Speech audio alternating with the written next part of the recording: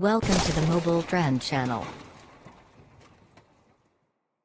Subscribe now.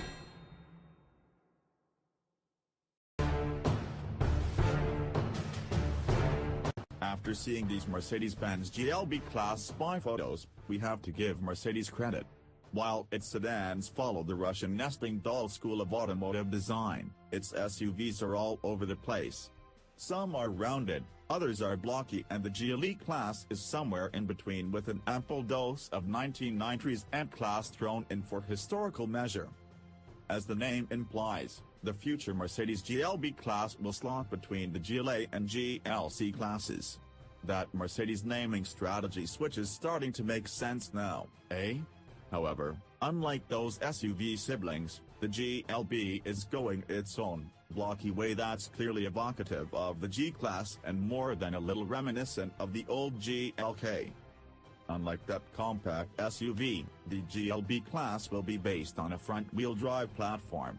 Specifically, the next-generation NFA platform that'll also underpin the next GLA and indeed any Mercedes ending with an A. We can only hope for a much better transmission and ride this time around. According to German website Automotive, with help from the good bots at Google Translate, the GLB will be 179.1 inches long, putting it right in between the GLC and the BMW X1.